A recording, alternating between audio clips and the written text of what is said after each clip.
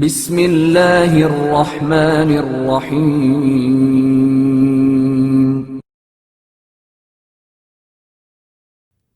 حضرت علی اکبر علیہ السلام کی ولادت باسعادت۔ حضرت علی اکبر علیہ السلام حضرت امام حسین علیہ السلام کے لخت جگر ہیں۔ حضرت علی اکبر خوبصورتی کی لازوال مثال، شجاعت و بہادری میں باکمال، اور اپنی مثال آپ ہی تھے۔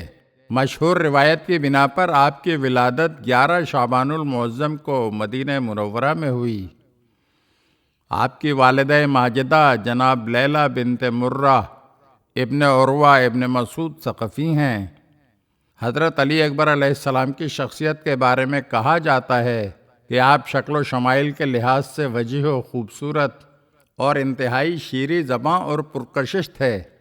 آپ صورت، سیرت، حسن خلق اور تمام صفات حسنہ میں شبیہ رسول خدا صلی اللہ علیہ وآلہ وسلم تھے۔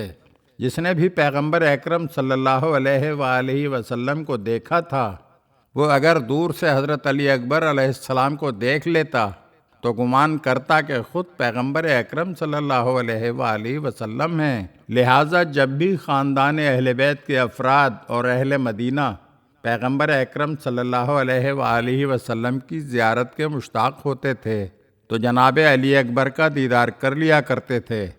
اسی طرح شہزادہ علی اکبر نے شجاعت اور بہادری اپنے دادا امیر المومنین علی علیہ السلام سے ورثے میں حاصل کی تھی، اور آپ جامع کمالات اور خصوصیات کے مالک تھے۔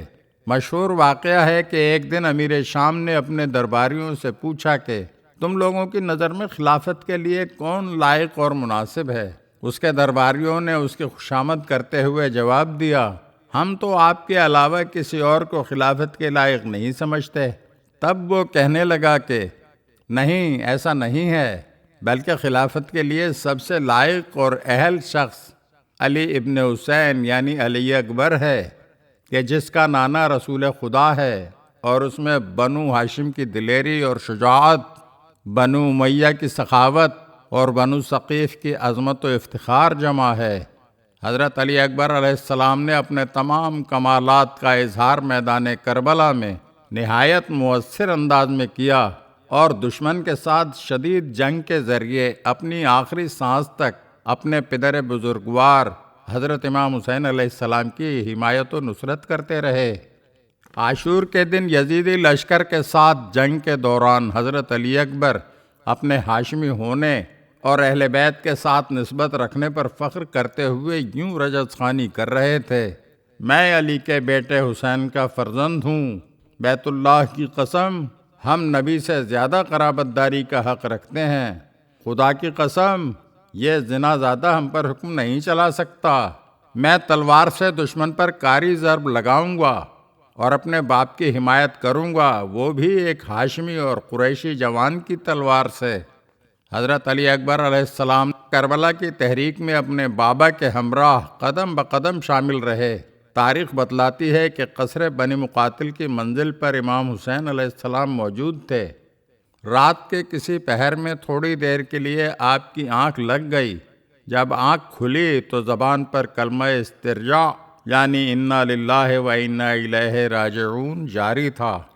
جناب علی اکبر نے پدر بزرگوار سے اس کا سبب پوچھا تو امام علیہ السلام نے فرمایا، میں نے ابھی خواب میں دیکھا کہ کوئی سوار یہ کہہ رہا تھا، یہ کاروان موت کی طرف بڑھ رہا ہے۔